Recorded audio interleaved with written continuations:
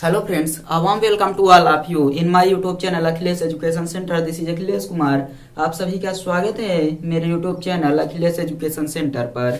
दोस्तों, जैसा कि आप सबको पता है, क्लास 11th का फिजिक्स का टॉपिक चल रहा है और भौतिक विज्ञान भाग 2 में हम लोग पहला चैप्टर पढ़ रहे थे, ठोसों के यांत्रिक गुण, जिसमें 2 वीडियो जा चुका है। तो अभी तक यदि आपने नहीं देखा है तो जाकर देख लीजिए। आज जो है हम उसी क्रम में आगे बढ़ाते हुए चैप्टर को, आज तीसरा लेक्चर है, तो आप सब लोगों से निवेदन है कि वीडियो को पूरा देखिएगा ताकि अच्छे से समझ में आए। और यदि जिसने पहला वीडियो और दूसरा वीडियो नहीं देखा है वो जाकर उन वीडियोज को भी देख लें। तो चलिए हम लोग अपने सेशन को शुरू करेंगे, लेकिन उससे पहले अगर आप सब चैनल पर नए हैं तो चैनल को सब्सक्राइब कर दीजिए तथा बेल आइकन को भी प्रेस कर दीजिए ताकि जब भी कोई नया वीडियो जाए आप सबको तुरंत नोटिफिकेशन मिल जाए। चलिए स्टार्ट करते हैं आज का टॉपिक। तो ठोसों के यांत्रिक गुणधर्म में हम लोगों ने पढ़ लिया है दृढ़ता गुणांक क्या होता है, संपीड़ता क्या होती है, इन सब पर हम चर्चा कर चुके हैं। तो आज हम लोग पढ़ने वाले हैं जिस टॉपिक को, जिस हेडिंग को सबसे पहले पढ़ेंगे उसका नाम है प्रत्यास्थ वस्तु किसे कहते हैं। जो अपना पहला टॉपिक है उसका नाम है प्रत्यास्थ वस्तु किसे कहते हैं। प्रत्यास्थ वस्तु किसे कहते हैं।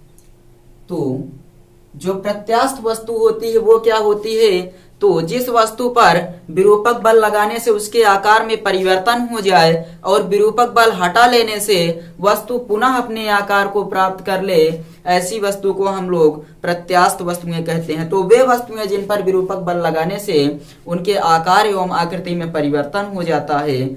तो चलिए हम लोग लिखते हैं इसकी परिभाषा कि वे वस्तुएं जिन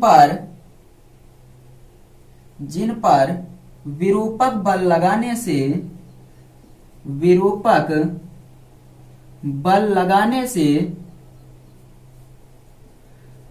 उनके आकार में परिवर्तन हो जाता है, उनके आकार में परिवर्तन हो जाता है, आकार में परिवर्तन हो जाता है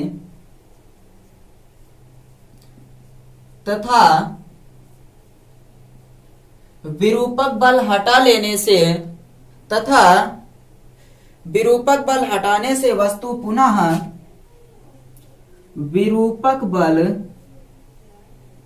हटाने से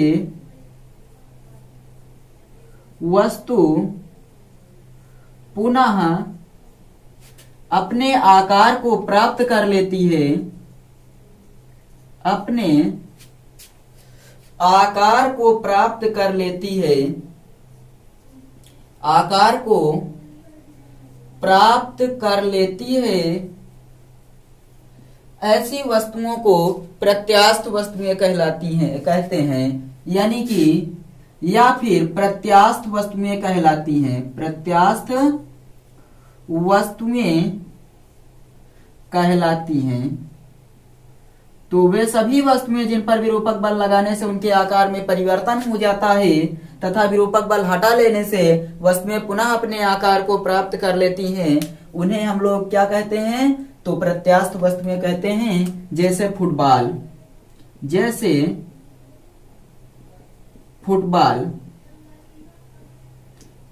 इस पर विरूपक बल लगाएंगे तो इसके आकार में परिवर्तन हो जाता है और विरूपक बल हटा देने से यह अपने आकार को पुनः प्राप्त कर लेता है। इसलिए इस वस्तु को, जो फुटबॉल है, उसको हम लोग क्या कहेंगे, प्रत्यास्थ वस्तु है। अगली परिभाषा, सुघट्य वस्तुएं किसे कहते हैं। सुघट्य वस्तु किसे कहते हैं। तो जो प्रत्यास्थ वस्तु है वो क्या होती है, एक बार आप लोग बताइए। तो वे सभी वस्तुएं जिन पर विरूपक बल लगाने से उनके आकार में परिवर्तन हो जाए और विरूपक बल हटा लेने से वस्तु पुनः अपने आकार को प्राप्त कर ले, ऐसी वस्तुओं को हम लोग प्रत्यास्थ वस्तुएं कहते हैं। जैसे फुटबॉल, वे वस्तुएं जिन पर विरूपक बल लगाने से उनका आकार बदल जाता है और विरूपक बल हटा लेने से वह अपने पूर्व अवस्था को प्राप्त नहीं कर पाती, ऐसी वस्तुएं सुघट्य वस्तुएं कहलाती हैं। तो हम लोग लिखेंगे कि वे वस्तुएं जिन पर विरूपक बल लगाने से, वे वस्तुएं जिन पर विरूपक बल लगाने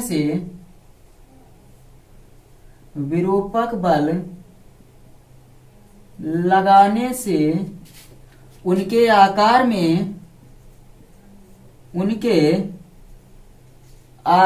में परिवर्तन हो जाता है, आकार में परिवर्तन हो जाता है तथा विरूपक बल हटाने से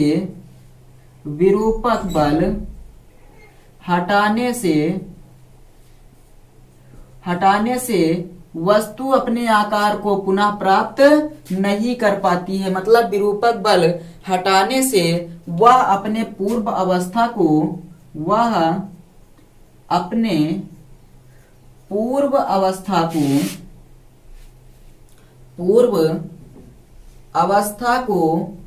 प्राप्त नहीं कर पाती है,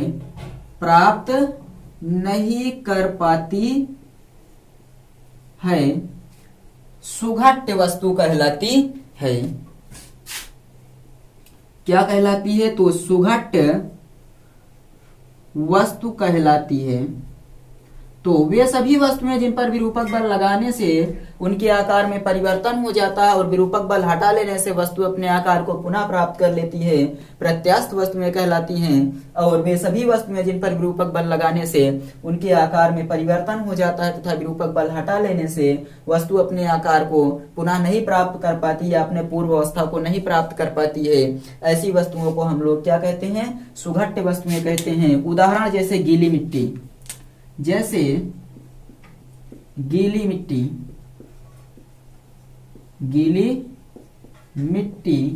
सुघट्य का उदाहरण है, यानी कि सुघट्य वस्तुओं का उदाहरण है। तीसरा चलिए हम लोग देखते हैं दृढ़ वस्तुएं।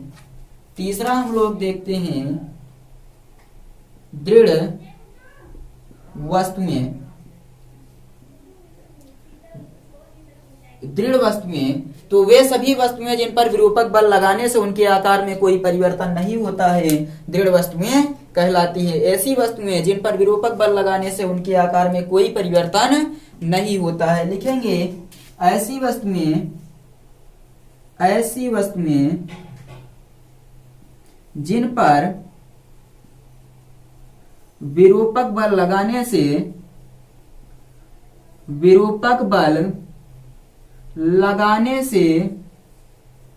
कोई परिवर्तन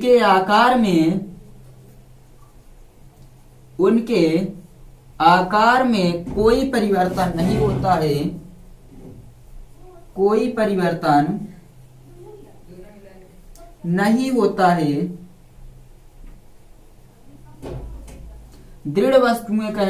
दृढ़ वस्तुएं कहलाती हैं। मतलब विरूपक बल लगाने से ऐसी वस्तुओं के आकार में कोई परिवर्तन नहीं होता है तो इन्हें दृढ़ वस्तुएं कहते हैं। जैसे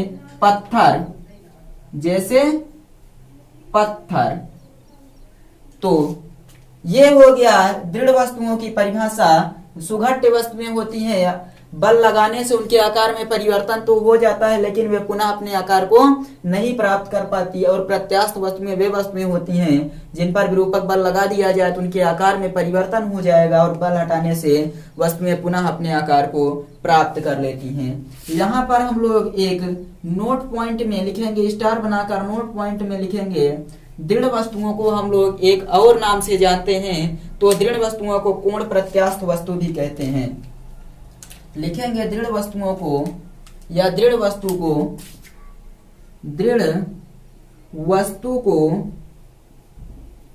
कोण प्रत्यास्थ वस्तु भी कहते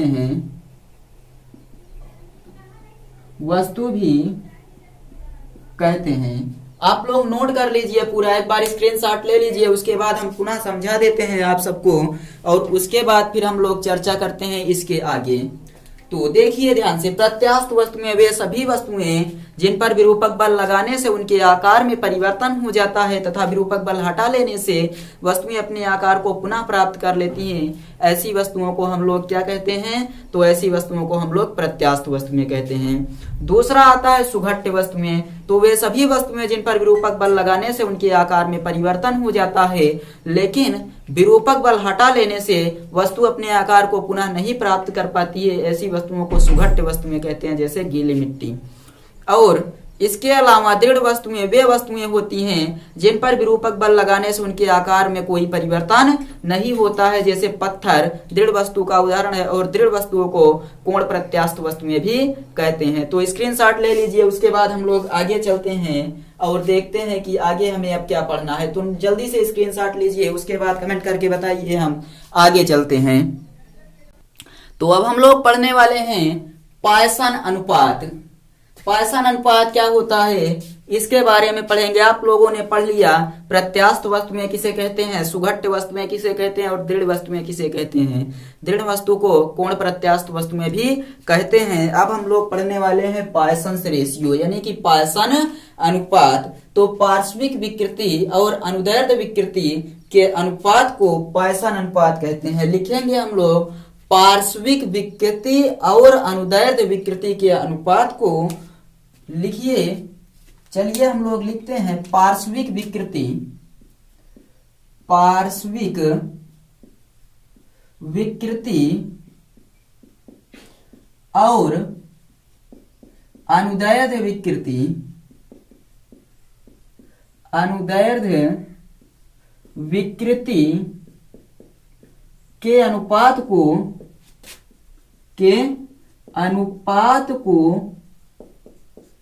पायसन अनुपात कहते हैं। पायसन अनुपात कहते हैं। क्या परिभाषा हमने लिखा है? पार्श्विक विकृति और अनुदैर्ध्य विकृति के अनुपात को पायसन अनुपात कहते हैं। इसे सिग्मा से प्रदर्शित करते हैं। इसे सिग्मा से प्रदर्शित करते हैं। इस मार्क को सिग्मा बोला जाता है। इसे हम लोग सिग्मा से प्रदर्शित करते हैं। तो यदि हम फार्मूला लिखना चाहें तो पायसन अनुपात बराबर पार्श्विक विकृति बटे अनुदैर्ध्य विकृति हो जाएगा। इसका फार्मूला क्या निकल कर आएगा? पायसन अनुपात बराबर, यहां बगल में चलिए लिख देते हैं, पायसन अनुपात, पायसन अनुपात बराबर सिग्मा होता है, बराबर क्या हो जाएगा? तो पार्श्विक विकृति, पार्श्विक विकृति बटे अनुदैर्ध्य विकृति, अनुदैर्ध्य विकृति, ये हो जाएगा इसका फार्मूला। तो चलिए हम लोग अब देखते हैं सबसे पहले पार्श्विक विकृति बराबर क्या होता है, या इसकी व्युत्पत्ति हम लोग यहाँ से अब करते हैं। व्युत्पत्ति में ही देख लेंगे कि जो लिखा गया है यहाँ पर पार्श्विक विकृति और अनुदैर्ध्य विकृति, तो आप लोगों को पता ही है, पहले पढ़ चुके हैं अनुदैर्ध्य विकृति और अनुदैर्ध्य प्रतिबल के बारे में। तो व्युत्पत्ति में हम लोग क्या लिखेंगे? सबसे पहले तो लिखेंगे माना किसी तार की लंबाई L है, माना किसी तार की लंबाई L है तथा व्यास D है। यहां पर लिखेंगे माना किसी तार की लंबाई, माना किसी तार की लंबाई कितनी है? L है तथा व्यास D है। अब यदि हम लोग लंबाई में परिवर्तन करेंगे तो व्यास में भी क्या होगा? परिवर्तन होगा। तो mg भार लटकाने पर यहां पर आगे लिखेंगे mg भार लटकाने पर क्या होगा? यदि हम लोग mg भार लटकाएंगे तो लंबाई बढ़ेगी और लंबाई बढ़ेगी तो व्यास क्या होगा? कम होगा। तो वही लिखेंगे हम लोग, किसी तार की लंबाई L है तथा व्यास D है। mg भार लटकाने पर तार की लंबाई में डेल्टा L की वृद्धि होती है तथा व्यास में डेल्टा D की कमी हो जाती है।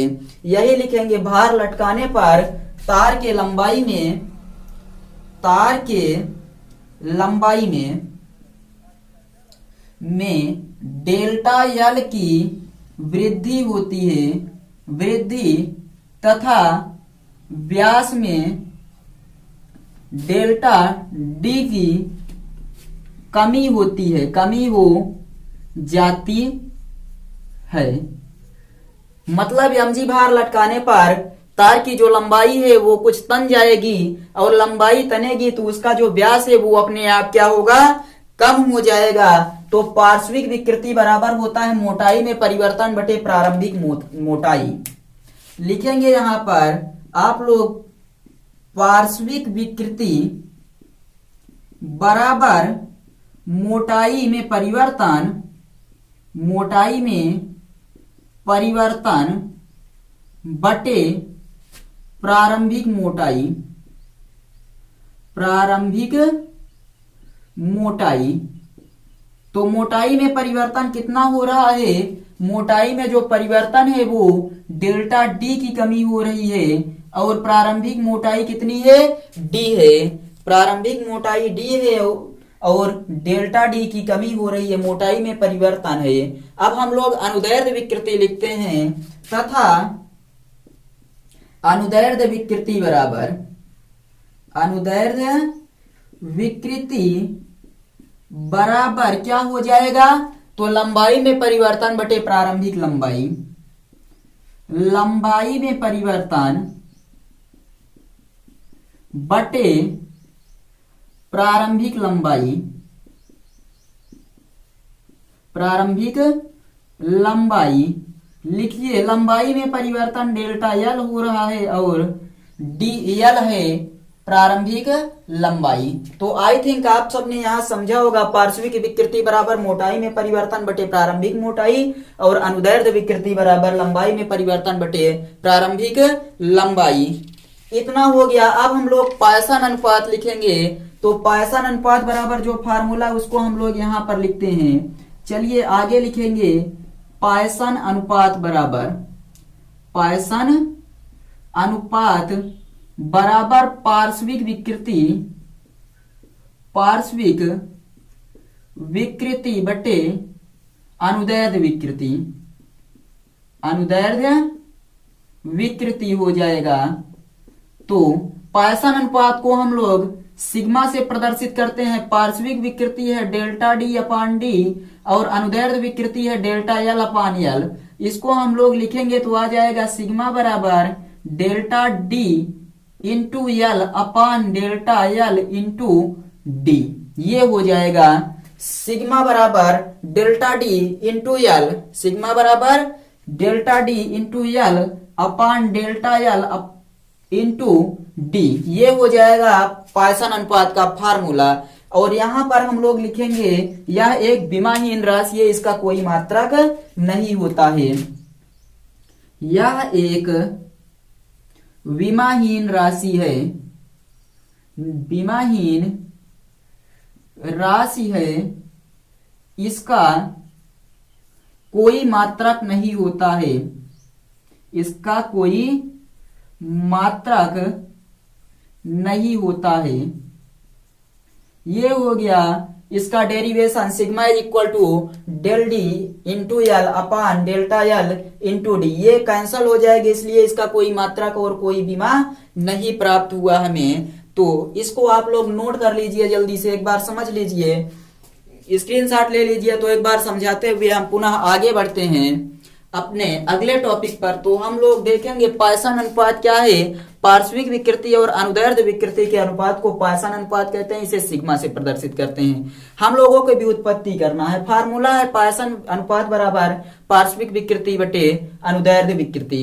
हम लोगों को जब ये व्युत्पत्ति करना है तो हम सबसे पहले मान लेंगे कि कोई एल लंबाई का तार है जिसका व्यास डी है। अब यदि हम लोग mg भार लटका देंगे तो तार की लंबाई खींचेगी, यानी तार की लंबाई बढ़ेगी। जैसे ही तार की लंबाई बढ़ेगी तो उसकी मोटाई में परिवर्तन होगा। तो तार की लंबाई मान लीजिए mg भार लटकाने से डेल्टा एल बढ़ जाती है तो मोटाई डेल्टा डी कम हो जाती है। अब आप लोगों को पता है पार्श्विक विकृति बराबर मोटाई में परिवर्तन बटे प्रारंभिक मोटाई होता है, तो डेल्टा डी अपान डी हो जाएगा। और अनुदैर्ध्य विकृति बराबर लंबाई में परिवर्तन बटे प्रारंभिक लंबाई, तो डेल्टा एल अपान एल। अब पायसन अनुपात बराबर पार्श्विक विकृति बटे अनुदैर्ध्य विकृति। पायसन अनुपात को सिग्मा से प्रदर्शित करते हैं। पार्श्विक विकृति आपने यहाँ निकाला है, अनुदैर्ध्य विकृति यहाँ निकाला है। सिग्मा बराबर इसका गुणा इसमें हो जाएगा, इसका गुणा इसमें, ये आ जाएगा। देखिए डी यहाँ है, डी यहाँ है, एल यहाँ, एल कैंसिल हो जाएगी, इसलिए यह एक विमाहीन राशि और इसका कोई मात्रक नहीं होता है। फार्मूला याद रखिएगा, sigma is equal to del D into L upon del L into D. Note कीजिए जल्दी से, उसके बाद हम लोग अब आगे बढ़ते हैं। तो आई थिंक आपको ये समझ में आ रहा होगा अच्छे से। चलिए अब हम लोग देखते हैं प्रत्यास्थता की सीमा, मतलब कि लिमिट ऑफ इलास्टिसिटी। प्रत्यास्थता की सीमा मतलब कि प्रत्यास्थता जो होती है वस्तु में पुनः अपने आकार को प्राप्त करने का गुण, वह कहां तक बना रहता है, किस सीमा तक बना रहता है, उसी को ही हम लोग प्रत्यास्थता की सीमा कहते हैं। मतलब कि वह उच्चतम बिंदु जहां से कोई वस्तु पुनः अपने आकार को प्राप्त कर लेती है। मतलब कि वह अधिकतम या उच्चतम बिंदु जहां तक विरूपक बल लगाने से, विरूपक बल हटा लेने से वस्तु अपने पूर्व वाले आकार को प्राप्त कर लेती है, उस अधिकतम सीमा को हम लोग उस वस्तु के प्रत्यास्थता की सीमा कहते हैं। मतलब कि यदि हम एक रस्सी रबड़ को लेकर टिप को ताने तो वह अधिकतम बिंदु जहां तक टिप को तान दें, तानने के बाद हटाने पर वस्तु जो है वो अपने आकार को पुनः प्राप्त कर ले, उसी अधिकतम सीमा को प्रत्यास्थता की सीमा कहते हैं। तो लिखेंगे वह उच्चतम बिंदु जहां से विरूपक बल हटाने से, वह उच्चतम बिंदु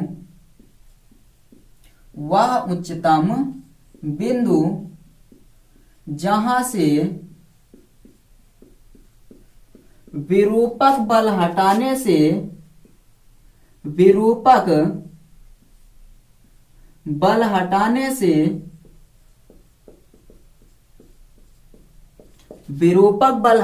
से क्या होता है, वस्तु अपने पूर्व अवस्था को प्राप्त कर लेती है। वह उच्चतम बिंदु जहां से विरूपक बल हटाने से वस्तु अपने पूर्व अवस्था को प्राप्त कर लेती है। वह उच्चतम बिंदु जहां से विरूपक बल हटाने से वस्तु अपने पूर्व अवस्था को प्राप्त कर लेती है, प्रत्यास्थता की सीमा कहते हैं। प्रत्यास्थता की सीमा कहते हैं। प्रत्यास्थता की सीमा कहते हैं वह उच्चतम बिंदु जहां से विरूपक बल हटाने से वस्तु अपने आकार को प्राप्त कर लेती है, पूर्व अवस्था को प्राप्त कर लेती है, प्रत्यास्थता की सीमा कहते हैं। प्रत्यास्थता की सीमा कहते हैं। इसके आगे आप लोग लिखेंगे प्रत्यास्थता की सीमा के भीतर वस्तु में प्रत्यास्थता का गुण बना रहता है। क्या लिखेंगे?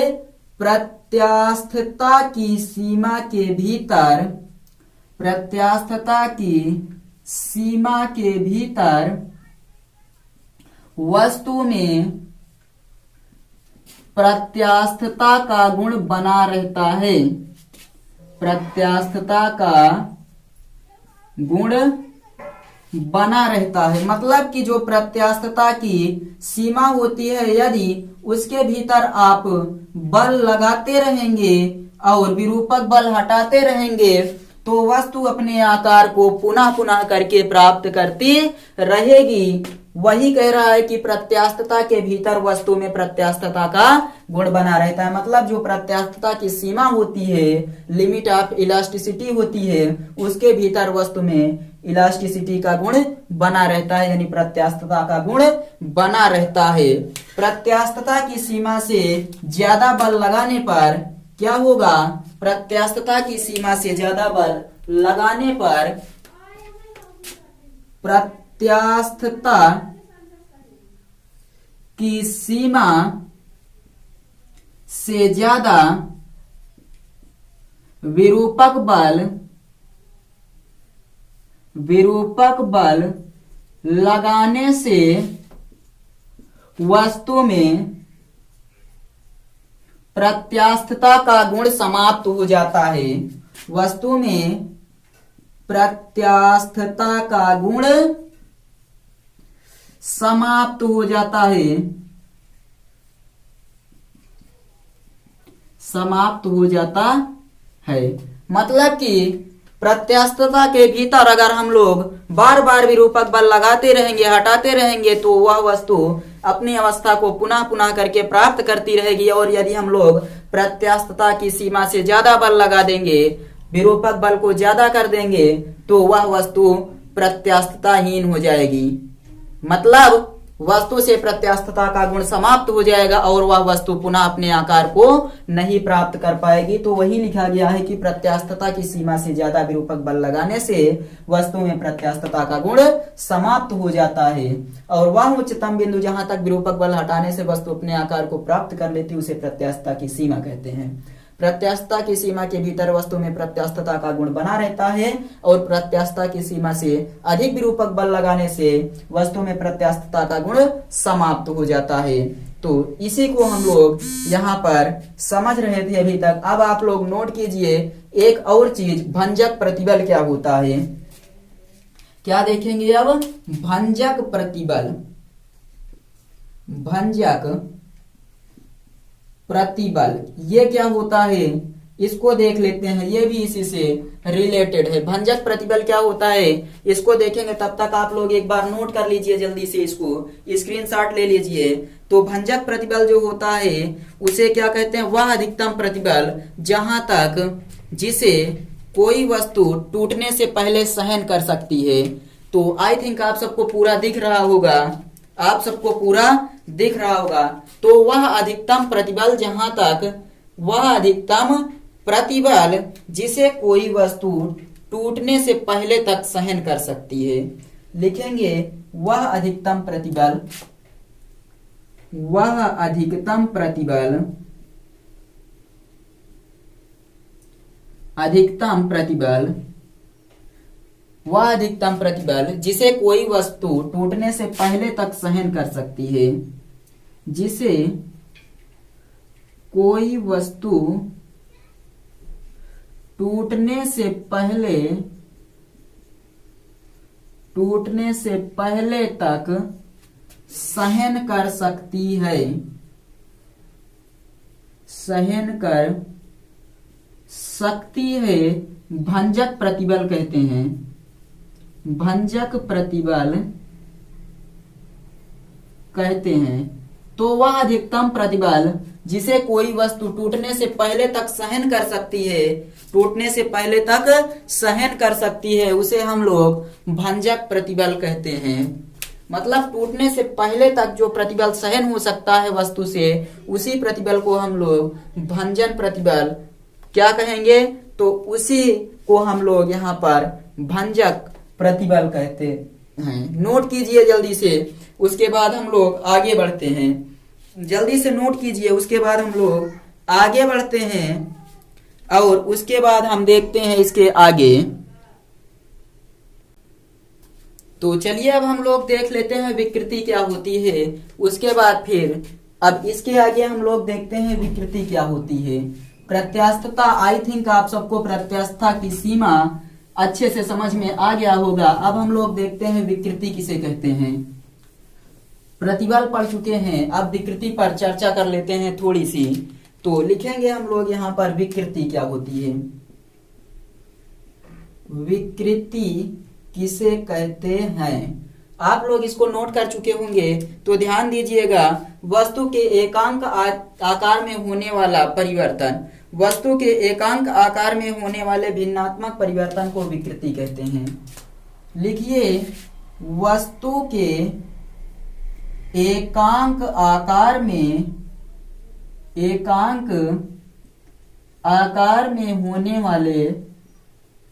होने वाले भिन्नात्मक परिवर्तन को, एकांक आकार में होने वाले भिन्नात्मक परिवर्तन को विकृति कहते हैं।